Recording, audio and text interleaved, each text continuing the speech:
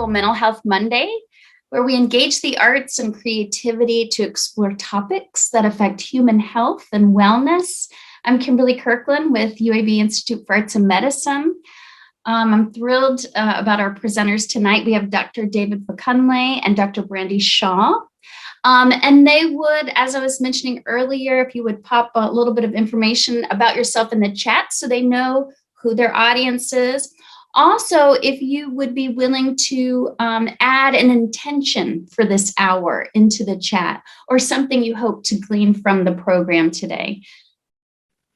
We hope to engage in some meaningful discussions. So again, please feel free to add questions into the chat and we'll address them as we go through the evening. And a reminder that this is being recorded. So if you don't want your image being recorded, you are invited to turn off your camera. But now I am so pleased to welcome our guests, Dr. Fakunle and Dr. Shah. And of course, while their work is very different, they both have careers and interests grounded in health and wellness and the arts and creativity. And additionally, each one merges their passions in an effort to center marginalized voices and ultimately affect systemic change and increase health and social equity. So at this point, I'm thrilled to turn it over to Dr. Shah. Okay. And then, can you all see me? I can't see myself. Okay, great. All right, so I'm really happy to be here to talk about this topic. I'm really happy to be here with David. And we have just a few minutes to sort of give you an overview of what each of our respective storytelling sort of genres and sort of initiatives are.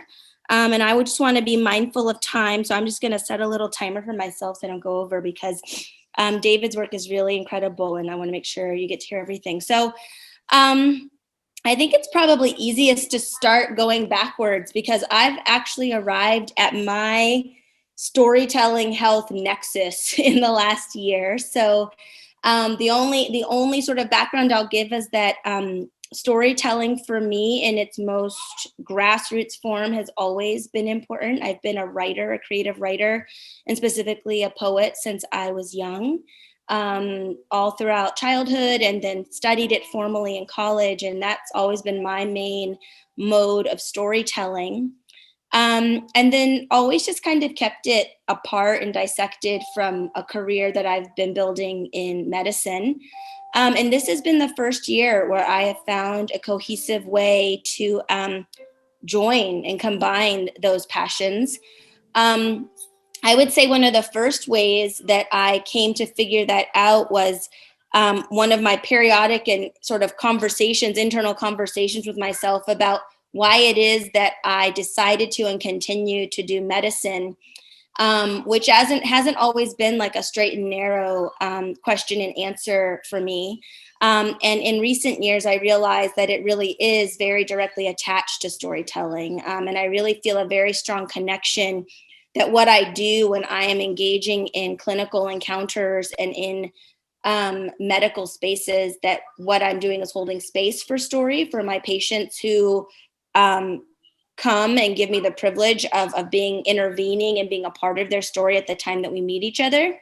Also in terms of how I sort of share their stories with colleagues and with other people when we think about medicine and how there's referrals to specialists and needing to give report about certain things. That's a certain way of curating a story. And it became very clear to me that I'm just one small part, hopefully a longitudinal part when I get to build a relationship with a patient and sort of become their primary care provider. But I'm one small part of this story that they are living day in and day out. And so there's a lot that happens before I ever meet them in the medical encounter and a lot that continues to happen after they leave and take whatever we've been able to sort of come to together and integrate it as part of their health journey. So once that became clearer to me, I became much clearer about wanting to mainstream the idea of storytelling into medicine as much and as often as I could. And the nexus that sort of happened over the last year is that I pushed my own boundaries with storytelling, and that I finally decided and also was enabled to take up digital storytelling. So I took my first workshop in digital storytelling in May of 2020 through Story Center, which is pretty much the preeminent digital storytelling sort of infrastructure and sort of organization that we have sort of here and globally. And they're based in Berkeley, California. And elsewhere, and do a lot of work domestically and globally to sort of spread the art and practice and full continuum of impact of digital storytelling.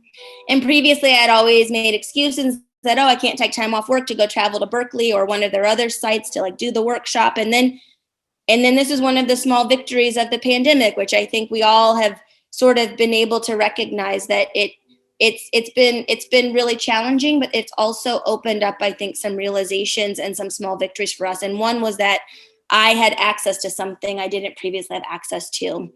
And from that first workshop, culminating in my first digital story, I felt this exhilaration that I hadn't felt before or in a long time with my storytelling, because I've started to realize that there are some of us, myself included, who see the world in words. And so when I'm talking or I'm seeing or I'm experiencing something, there are definitely words that are sort of flashing in mind for me. And of course, there's visual stimuli as well. But I'm not a visually skilled person, although I will try my hand at doing things visually. So what was exhilarating about digital storytelling was being able to really, for the first time in my life, put, I would say, universal touch points of images into the narrative that I was creating. So I could tell both a narrative story and a visual story. And then from there, I just doubled down and started doing more and more workshops with Story Center, including getting my digital storytelling facilitator certificate through one of their programs. And then that was really a good impetus for me to realize that I wanted to be able to take this kind of skill set, this enabling, very accessible skill set to the masses, my masses in my local environment.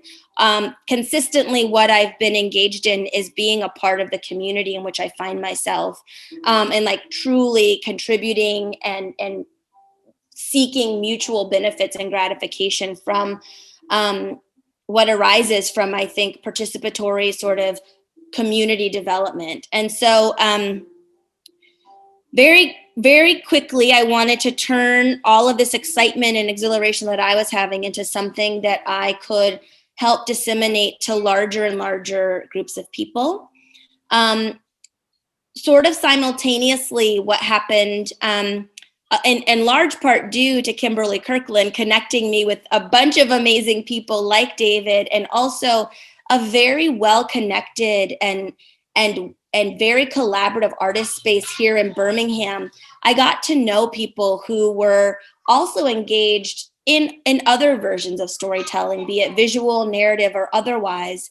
And those connections made all the difference. One of those connections and one of the collaborative experiences I did was a residency, an artist residency through Vinegar Contemporary, which is a local contemporary art space and initiative here. And their mission truly is to champion artists. And I entered that space really feeling like an imposter, because I was like, I don't know, can I call myself an artist? But I was like, I'm just going to take a chance and I'm going to do it. And I got so much more out of that than I would say that I put in. But in the end, I did surprisingly find that my work impacted people. And I worked with Anne and Melissa, who are the founders of Vinegar Contemporary, to get my first exhibition of anything prepared. And so it was an exhibition of my current portfolio of digital stories. And that in and of itself was building on the exhilaration of how far the reach of storytelling could go. And so that happened back in February into March. And simultaneously, I started through a new role that I have at the University of Alabama at Birmingham in the Department of Family and Community Medicine, where I will hold my appointment and now lead an office called the Office of Identity, Inclusion, and Collective Conscience, which is in order to translate that new language that I'm trying to apply to the field is concerned with diversity, equity, and inclusion programming.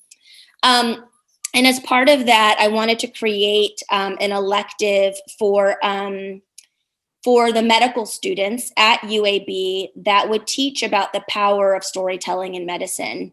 And so simultaneous with developing my own personal exhibition and really going through, yes, exhilarated, but also challenging process of putting myself out there and claiming the identity of artist, I created and then facilitated with my co-collaborator and co-conspirator, Shyla Fields, who helps me run the office of, we call it I2C2 for short, of the I2C2 office. We put together what really became a transformative experience for the students. And what was most transformative about it was that from the beginning, the plan for this course for now and for future iterations is to connect the medical students with members of traditionally marginalized communities here in Birmingham, and to, in an intentional effort, to center the voices and stories of those communities. Because often what's missing in the storytelling mainstream is a platform for those voices. We shouldn't assume that people don't have a voice. We should assume that they haven't been given the appropriate and equitable platform to express those stories when they are ready. And so we spent the first half of that course doing rapport building, community building within our micro community, learning about the skills that go along with story work. And what I'll say here is that those skills are something we all hold. We live our lives in stories. We communicate in stories on a day-to-day basis. That's why when I'm in a clinical encounter, it feels like a storytelling experience. That's what makes sense in advocacy spaces. That's what makes sense in the way that politicians tell their stories when they're campaigning for, to like get our vote. The levels of influence of storytelling already exist. We just all need to be invited into those circles of influence to have equitable impact. So the capstone project of the course was for the students to combine with one of the storytellers to tell a distinct and intentional story using digital storytelling practices about that storyteller's health journey. We did want to focus on health because I come from a health background. We did want to focus on that for that reason, and because the medical students are studying health, but also because health really intersects us in a lot of the other spaces that we exist in our social spaces and our political spaces. And that's where the whole idea of health disparities sort of comes into this. And so one of the key ways that we can begin to and then sort of iterate on changing the course of what are some very clear and very entrenched health disparities in our larger social and cultural milieu and the healthcare system is that we intentionally invite people to tell their authentic stories of their health experiences. And we don't rely only on the numbers and the data and the curation that happens at the level of the medical practitioners and the health practitioners to sort of distill that down for us. You really need to hear it from the storytellers themselves. And in this iteration of the course, through an organic process and sort of relationship building, the storytellers that we invited into our center were people who identify along the LGBTQ plus spectrum of identity. I would say my biggest question was, can I teach people how to do digital storytelling and produce a product that feels authentic and complete to them in only a 4 to 5 week span, which is the amount of time we had after doing the sort of the rapport building and community building work? And the resounding answer is yes. And that was really affirming to me because it showed me that this art of digital storytelling is a truly enabling art for people to come and tell their stories. And for those of you who aren't familiar with digital storytelling, just a brief definition is that A digital story is a 3 to 5 minute immersive multimedia piece of storytelling that combines a narrative story that someone creates through a scripting process to tell a certain aspect, a certain chunk, a certain moment even of part of their life. And then they get the liberty and the skill building opportunity to add a visual story to that, a sound story to that can include ambient sounds, just more immersive sounds, music, whatever makes sense to tell that story. And what I found is that where digital story took me when I first realized it, and takes others, is that sometimes we're not always given, we're not all able to capitalize on the same tools to tell our story. So whereas someone might see the world more in words like me, some people might see it more visually. They might hear it more orally. They might be able to put it together better for an audience if they can tell all of those stories together. And so that's really what happened in this experience of the course. And the stories that have been told and put out there in the world are truly magical in my perspective, because I think that they are our one major rule is be authentic. Tell the story that you need to tell right now in this life, in this moment of life. The way that we think about how our story is constantly evolving, and how the story we needed to tell yesterday may not be the story we need to tell today or tomorrow. And then magical, because I think in the current landscape that we're in, when we think about trans rights specifically, and a lot of the anti-trans agenda that we're seeing locally and nationally, these stories speak truth to power. And the fact that they're out there, and they will be out there, because the storytellers and the students have created an exhibition that's also going to be shown at Vinegar Contemporary in the coming month, to put these stories out there for the broader Birmingham community. And I couldn't be prouder of what's been produced, and I couldn't be prouder of the transformative process that we all have been able to engage in. And I truly do believe that anyone who wants to work with me or work in this type of space, like this is how we start to target and truly dismantle the health disparities that, capital letter health disparities that sort of plague our society. They're the true wicked problems. They're part of the wicked problems that are intersecting with a lot of other wicked problems that we sort of can't understand without understanding things through a healthcare lens. And so my main invitation and my main sort of hope for participating in spaces like this is to say, I'm just ready to work with anyone who has the same sort of mission and the same sort of eye to authenticity and inclusion, and amplification of the voices that we haven't had the pleasure and privilege of hearing as much as we should up to this point in healthcare settings and beyond.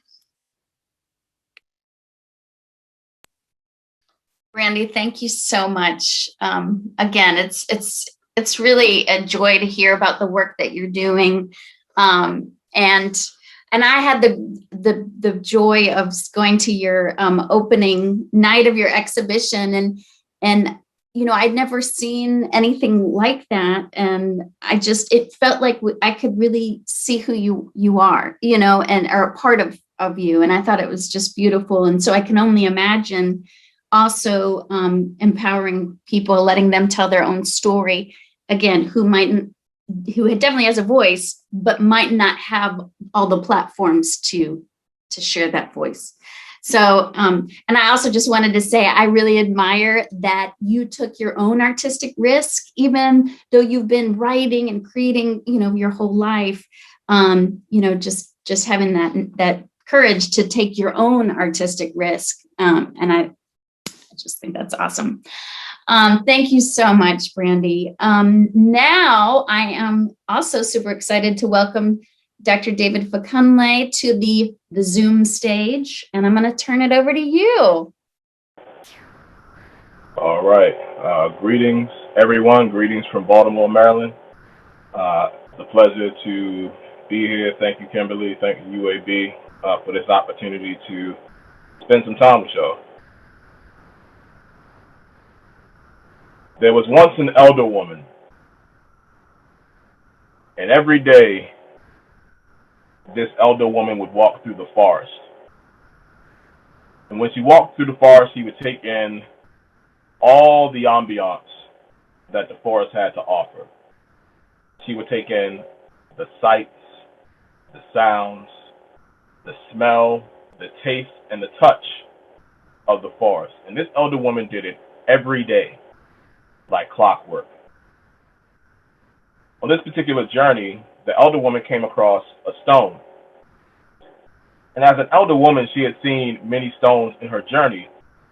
So she immediately knew there was something special, something precious about this stone. So what did she do? She picked up the stone, she put it in her pouch, and she kept walking. As she was continuing on her pilgrimage, she came across a young man who was walking in the opposite direction. And as the young man slowly approached the elder woman, she could see with her own eyes that this young man had been through some things. He looked tired, he looked thirsty, he looked hungry, he looked like he had been in a fight or two. Anything that life was dealing this young man, he was coming up on the losing side every single time. When the young man finally approached the elder woman, he asked her, "Ma'am, do you have anything that I can eat? Do you have anything that I can drink? Can you help me?" And it wasn't long until that young man caught gaze of that stone, that precious stone in the elder woman's pouch. And when he did, he was no longer tired. He was no longer hungry. He was no longer thirsty. He no longer thought about his pain. There was only one thing that he wanted. And so he asked, "Ma'am, may I have that stone in your pouch?" And without any hesitation, as if she didn't take a single thought, without a single word, the elder woman took that stone out of her pouch. She gave it to the young man, and she kept walking. So the young man is going in one direction. The elder woman is going in the opposite direction. The young man is holding that stone in his hands, and he's thinking to himself, with this stone, I will no longer be tired. With this stone, I will no longer be thirsty. With this stone, I will no longer be hungry. With this stone, I will never feel pain again. With this stone, anything that I've ever desired will be granted to me. And after a while, that young man stopped right in his tracks. It was as if he experienced the forest for the first time. He had been there for a while too. And after a while, that young man turned around and he caught up with the elder woman. And when he did, this is what he said. "Ma'am, I would like to return this stone to you because I want whatever it is inside of you that allows you to give me this stone so freely." So my question to you all this fine evening, what are your precious stones? So take a minute to think about that, and I want to see your responses in the chat. I'm looking right now. What are your precious stones? What would somebody see inside of you that would move them so much as to give back something as valuable as that stone was believed to be? What are your precious stones?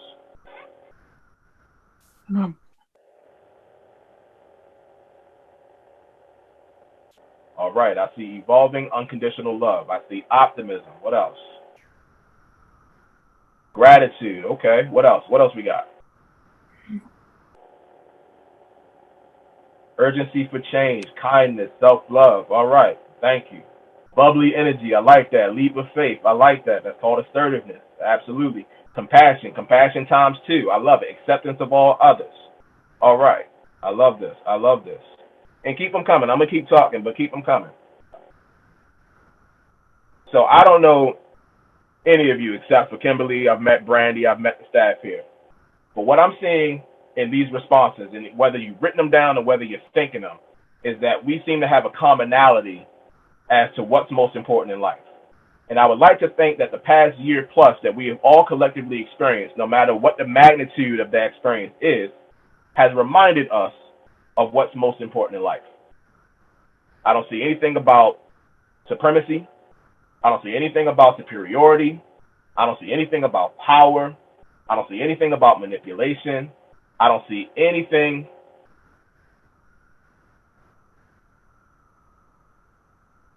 unbecoming. I see none of that.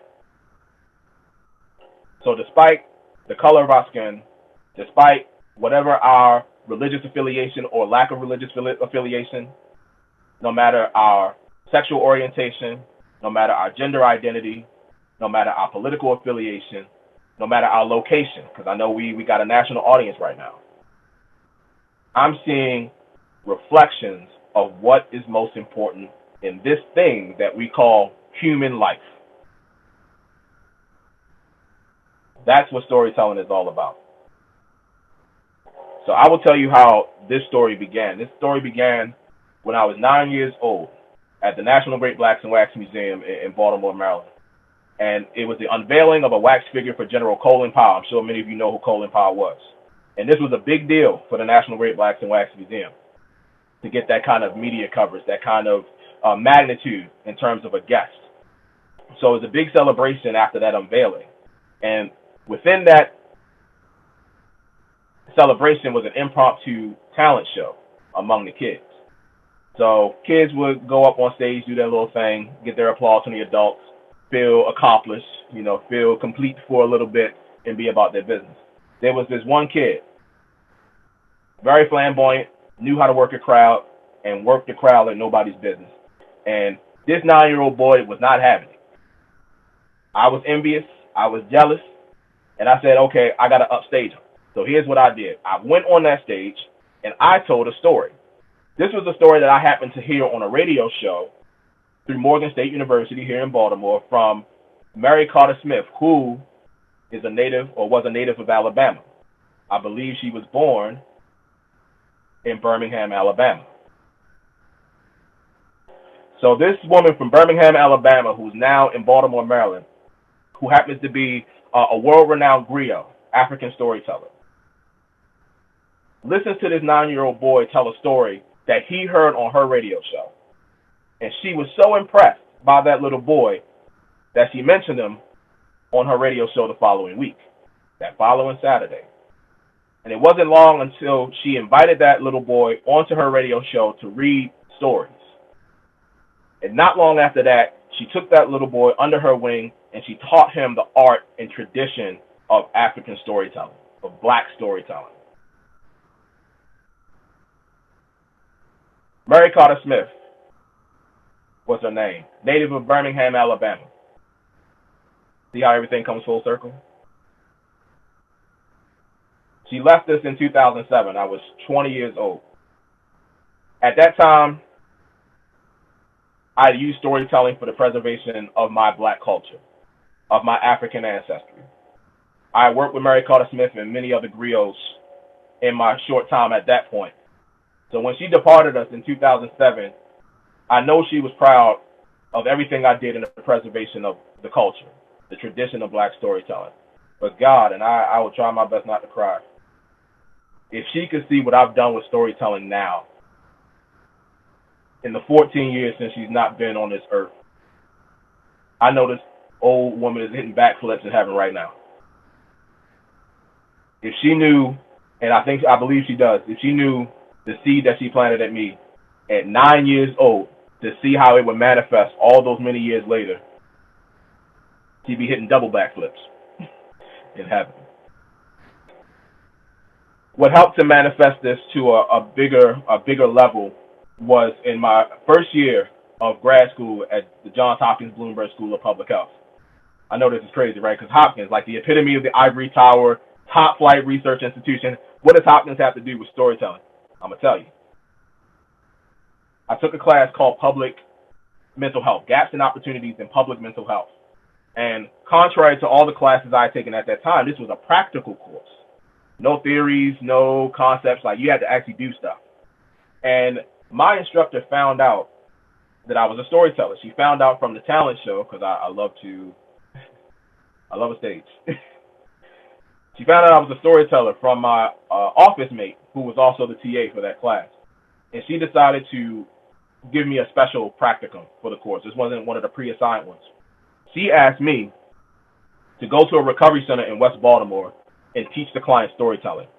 Now, I'll admit, I was hesitant only because I had just gotten to Hopkins. It's the best public health school in the world, they'll tell you. I thought the only way I can succeed in this world of academia, and I'm talking to my academics out there, I know you're there, was to dive headfirst into qualitative methodology, find a study, analyze it to kingdom come, get myself an R01, hobnob with NIH, and that was what would be success. But this instructor, and who I get to see on Wednesday, and I can't wait to see it because there's so much I got to catch her up on, insisted that I do this particular assignment and teach the client storytelling. And so I did with my mother, because I am a mama's boy, also a storyteller, with my mother, and I brought my Aunt Val. Now, my Aunt Val has been in recovery for over 30 years, more than my entire life. And she was the first great storyteller in my life. I would go to her meetings in support of her recovery, even as a little kid, with my mom and my sister, and especially her anniversary of her sobriety. The place would be packed, and everyone would be on the edge of their seats listening to her story of her recovery. And the more I think about it, it was her inflections, it was the power of her voice, it was her energy that had all those people captivated, including me, and I didn't know what the hell was going on. I just knew she was in recovery. So we go to this recovery center in West Baltimore, and we state our case to the executive director, the clinical director, and most importantly, the clients. And they accepted us. We told them this was not about research, this was about practice, this was about empowerment. I told them on the first day I met them, in my field of public health, particularly drug dependence epidemiology, we will look at every single one of you and only see your race, your sex, possibly your age, and the fact that you are a former drug user. And I asked every single one of them, is there more to you than that? Every single one of them said yes.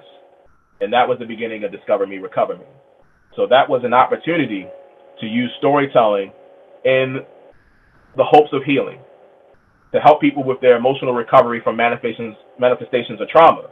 In this case, substance abuse, but we know it manifests in so many different ways. And what I want to show right now, so Amanda, it's on you, is I want to show this video of some of the first people with whom I worked on with Discover Me, Recover Me, and listen to their story.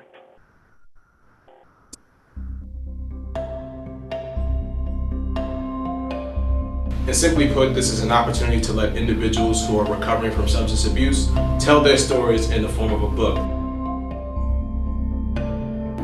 I'm going to tell a story about who I am and where I've been. There was a time where I thought my path was unique. I'm going to call it The Woman in the Rain. Her name was Lily. Unfortunately, her and her babies continuously got wet in the rain. Drinking and drugging was celebratory, and there was no boundary. Her mother said, Lily, you cannot leave the children in the rain. So she took her children around to the store and left the children outside. I wasn't always had a bad behavior. I started off being a Boy Scout, going to church every Sunday. But something about where I grew up at, I had to survive. I was angry when I got here. I had a lot of resentments. And came out, and her children were gone. She went to her mother's house, and she banged on the door, and she said, Mom, where are my children? Her mother said, well, in order for you to get your children back, you must first come out of the rain. She felt like she lost everything. She felt like she was alone. She met this young lady named Lee, and Lee told her, she says, why are you in the gutter crying? I'm just glad that I'm in the position now that I can be there for other people to help them with the experience that I went through and they going through, I can help them. You know, unfortunately, Lily looked a mess. Lee said, well, come on in and meet my baby. And the baby looked at Lily and said, you're gonna come out of the rain. Drugs destroyed me, but now A new way of life has overcame.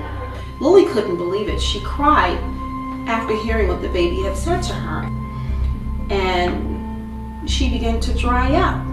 But after I let all that go and I began to see how, just how it was helping me, I began to feel better about me. Finally, when she felt confident enough with the very big umbrella that she kind of gotten over time, she knocked at her mother's door for her children. This time she was dry and it wasn't raining outside. Lily said, "Mom, can I have my babies back?" And her mother said, "I think it's time for you to have your babies back." That story is me when I lost my children to addiction. So that's what the storytelling is about, to try to get our stories out and to show y'all becoming addicts is not bad. And we can recover, and we do recover. So sometimes, some days, just knowing that I am clean and that I'm in school online has to be enough. Becoming clean, getting a home, car, a job, and who you see today.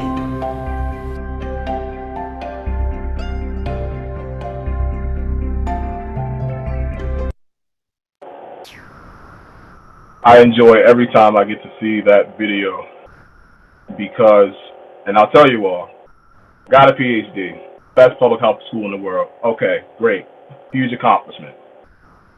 For as much as my professors, the staff, the administrators were all instrumental in me getting that PhD, those people that you just saw, who would otherwise be called addicts, who would otherwise be disregarded, who would otherwise not be considered for their wisdom, for their understanding, for their insightfulness, and for their love, were the reason I finished my degree. So it is always important for me to honor them, not just for showing me what was possible in arts and health, in mental health, but for helping me with my own healing during that process. They were my prophets. They were my prophetesses. They were the people that I needed right in that moment in my life in order to take that next step. So I miss them. I love them, and I'm eternally grateful to them. So that is Discover Me, Recover Me in a nutshell, and that was my introduction to arts and health. So this was the crack in the armor of assuming that there was only one way for me to succeed in public health.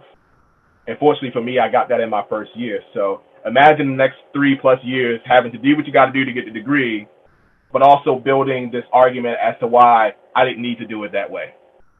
We always got to find that balance in our lives and in our careers. So in 2018, I finished my degree. I go to Morgan State University to do my postdoc, and that was my first opportunity to use storytelling as a research methodology. And I called it story mapping. So story mapping is based on qualitative GIS. It is simply mapping the stories. Instead of looking at a bunch of statistics, you're looking at a bunch of narratives. One of the common themes of my talk is context. So think about your own context. Think about your personal context. I mean, the stuff that you don't necessarily tell other people about. Talk about your family context, your community context, all these different perspectives on the world that make a difference in how you think, how you feel, and how you behave. So I'm working in Southwest Baltimore, once again, full circle. Working in the same neighborhood where Discover Me, Recover Me began. Working with Kaiser Permanente and Bon Secours, which is a local health system in Baltimore, to help determine residents' awareness of this new public health initiative that was called Future Baltimore. So Southwest Baltimore has some of the worst health disparities, not only in Baltimore City, but in the entire state of Maryland. So Kaiser Permanente, which is a healthcare company, decided to take a very explicit and intentional approach to addressing public health issues, which I know seems counterintuitive for a health insurance company. I was a little skeptical myself. But to address these prevailing social determinants of health, which were manifesting in the health disparities, there you go, Kimberly, I'll tie it in, health disparities that were manifesting in these 3 neighborhoods in Southwest Baltimore. So my charge was to find out, did they know about this initiative and what were their thoughts?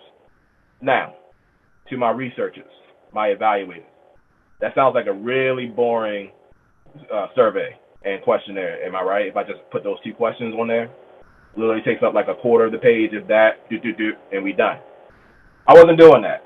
So by this time, I've been empowered to now pursue these non-conventional kind of anti-establishment approaches to public health. And I said, I'm not going to do a survey. I'm not going to do a questionnaire.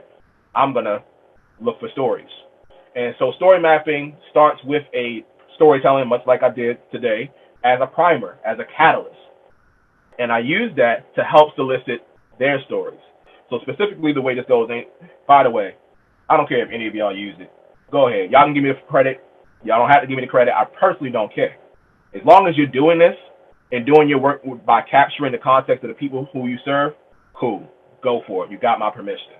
So, tell the story which sets the tone. So in this case, we were looking at how community residents thought about the resources and assets in their neighborhoods. So when it came to mental health, when it came to economic development, when it came to nutrition, when it came to safety, and when it came to education, what did the residents of these 3 neighborhoods consider to be the assets and resources in their neighborhoods? So not going anywhere else. Where did they see it? Did they see it? Where was it? And why? So we tell this story. We allow the participants, no more than like 12 to 15, like to keep it intimate. Tell the participants, okay, I tell you this story. It seems kind of out there, but it's connected to this general theme. How do you interpret it? So again, context. I don't want to assume that they're looking at the story the same way I do. So I must explicitly ask them, what do you think? We take several minutes to get people's interpretations, and then we say, okay, keep those interpretations in the front of your mind. Now, think about those same manifestations and show me on the map where you manifest them. Where do you take care of them? Where is it cultivated? Where is it nurtured? And this is done as a collective. So there's an answer that you may get from an individual, but there are answers that you get from a collective. And we're talking about people who live in the same neighborhoods. So there is there's cross-validation. There is the collective answer. There's people who are going to say, yeah, I agree with you, and that serves a purpose. So after they complete this map, this visualization of the resources, now I say, okay, tell me the stories. Tell me why you made the decision to choose this place as something that I needed to know. So I did this several times between 2018 and 2019. It went very well. The participants enjoyed it. I got a lot of rich data. So if anybody wants the spoilers, no one really knew about the initiative. And a lot of things that the initiative did weren't in alignment with the stories, with the major themes that I was hearing in the stories. And I'm going to tell you, to my researchers, to my practitioners, to anyone who is trying to do the good work, if it does not reflect the context of the people you're serving, it will not work. As many of us are steeped in quantitative methodology, and I'm not knocking it. I'm just going to help you contextualize it. Context. And I'll shut up because I know we got like 10 minutes left. Quantitative methodologies and quantitative data answer what questions? Who, what, where, and when. If you're lucky, it can answer how. But the critical question in public health, whether it's mental health, whether it's health disparities, whether it's behavioral health, whether it's immunology, whatever the case may be, the critical question in our field of public health is what? Why? And quantitative methodology and quantitative data do not answer the question why. So if I've just rocked anybody's world, my apologies. I should have given you fair warning. Doesn't work that way. You're not going to get the answer why with quantitative methodologies. But you know what will give you the answer to why? That's right, you guessed it. The stories. And when you're dealing with people, human beings, aka you and me, there are contexts that we cannot convey to another human being other than doing what? Telling our story. So I'm grateful to you all because this is yet another opportunity and another space where people begin to understand that. And it's making a difference. Think about the last year that we've experienced, a global pandemic, a reckoning on race and racism.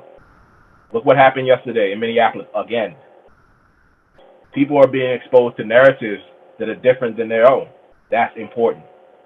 But there's a universality and a commonality that we share that can help us understand.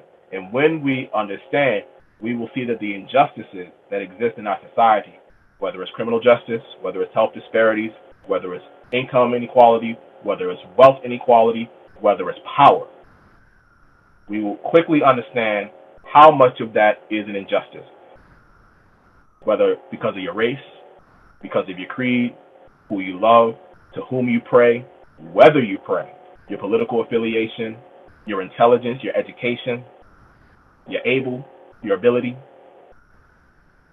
We will see that anything that divests us from our truest self, which we all share, we proved that earlier in our evening, is injustice.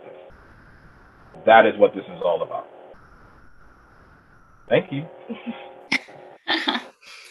Thank you, David. It was so wonderful to hear all the depth, because I knew, a little bit about your work, but that was such an amazing, deep, rich picture.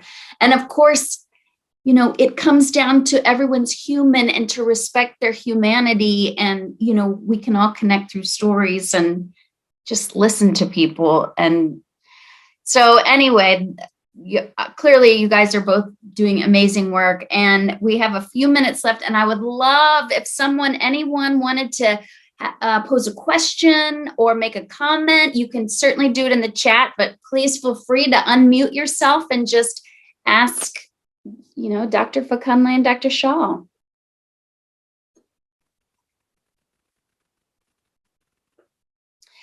While people are thinking, I would love to hear, and I know I'll make a note that that both Discover Me, Recover Me, and Vinegar, in the upcoming exhibition that Dr. Shah has coming up with her participants, are both in the chat. So if you want to learn more about that, you can.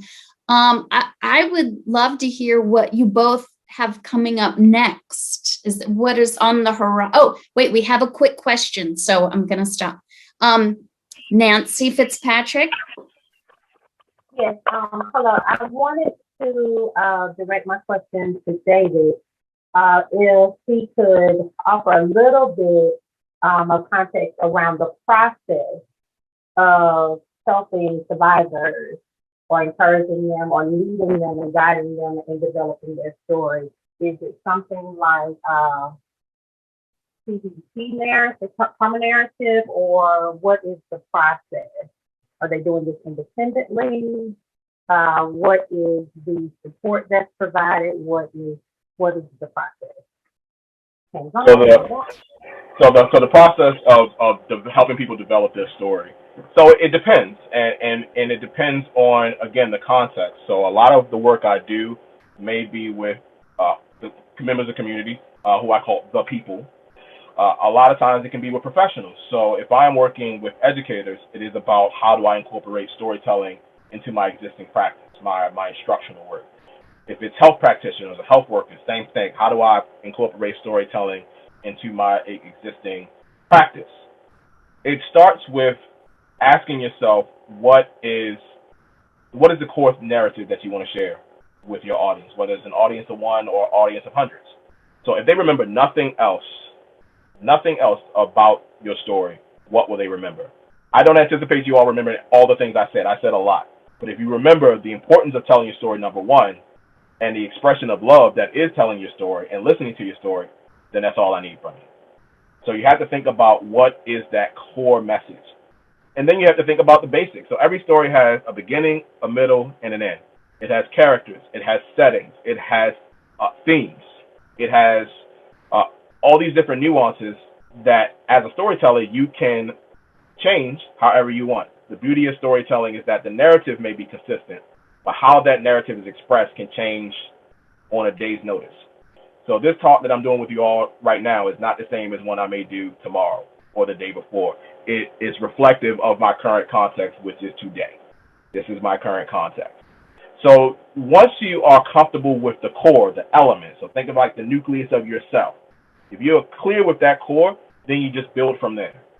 So that's how you are able to incorporate your talents. That's how you're able to incorporate your education and incorporate the resources that you may have to basically build around that core narrative that we've identified at the beginning.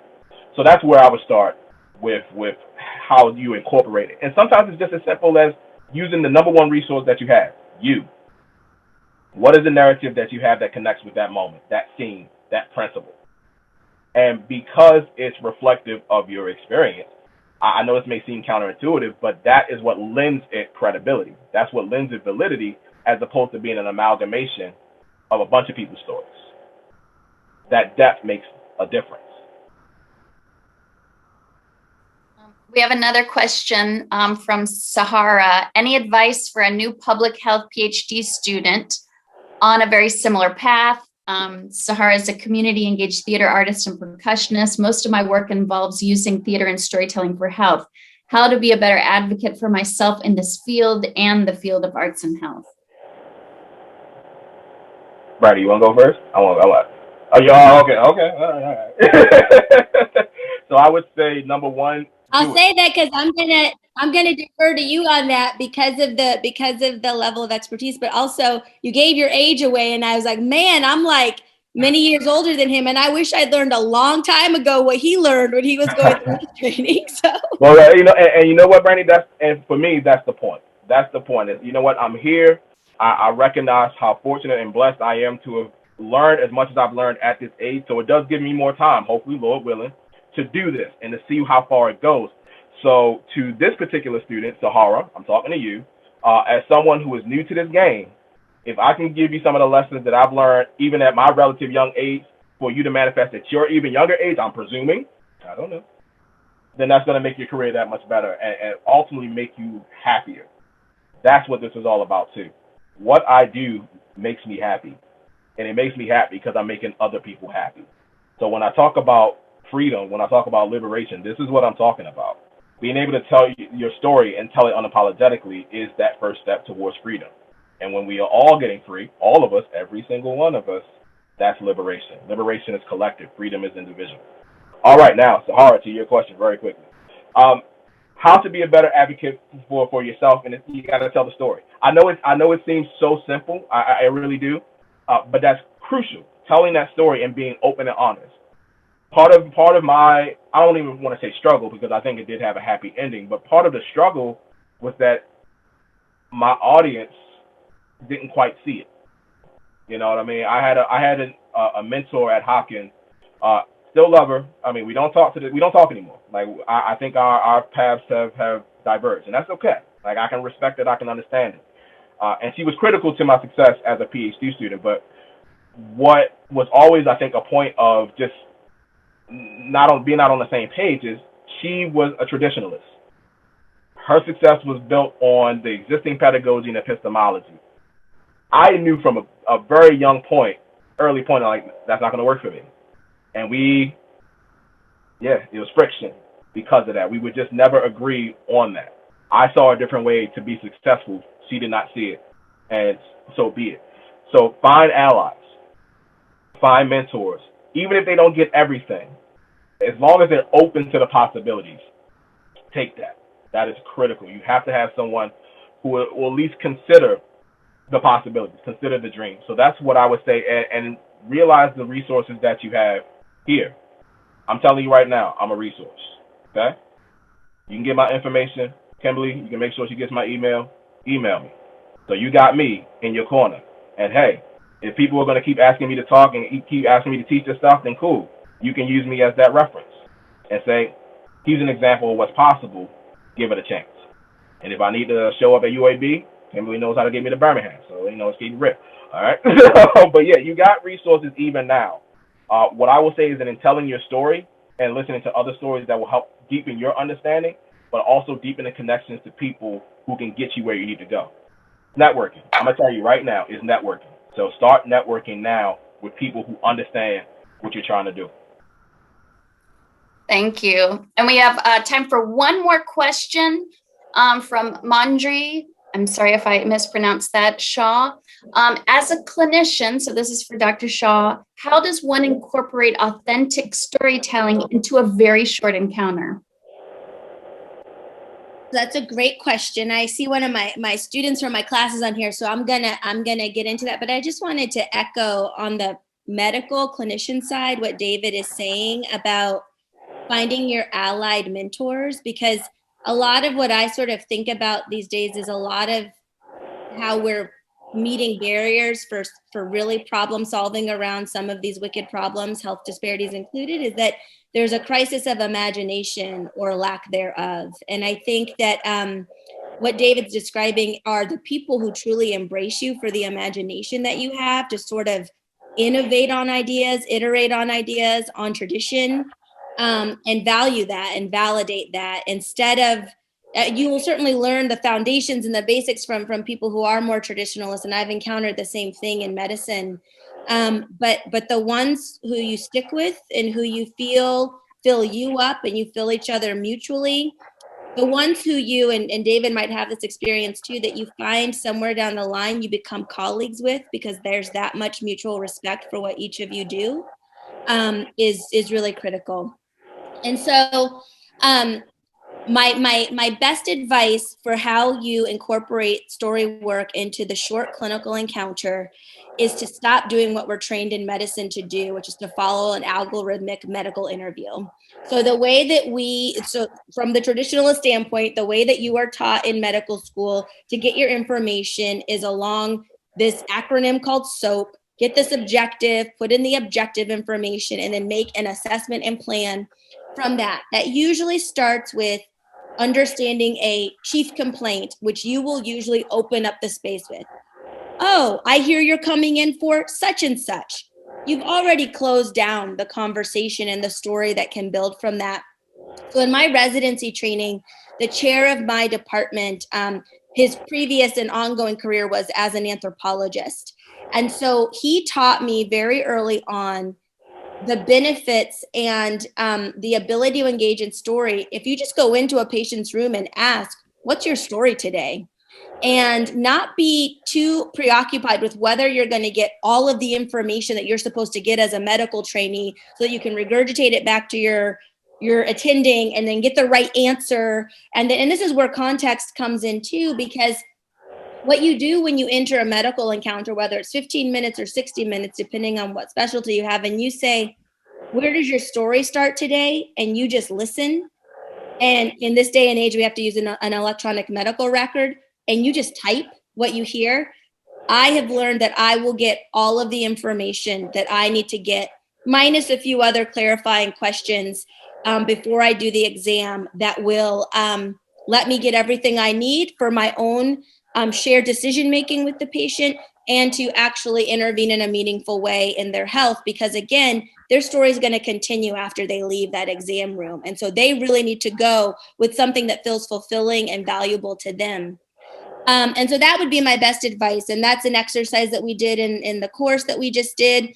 And I think it was a moment of just being like, really, you can get information like that? And this is coming from someone who I got in big trouble when I was in residency for the length of my notes, because I could not contain myself to just like writing the few sentences that were required and that would let people know just sort of like the bare minimum of a story. I can't tell you how many times I got in trouble for my evaluations of being like, you cannot spend all this time writing this much. It's taking too much time. You're not finishing. Your notes are late.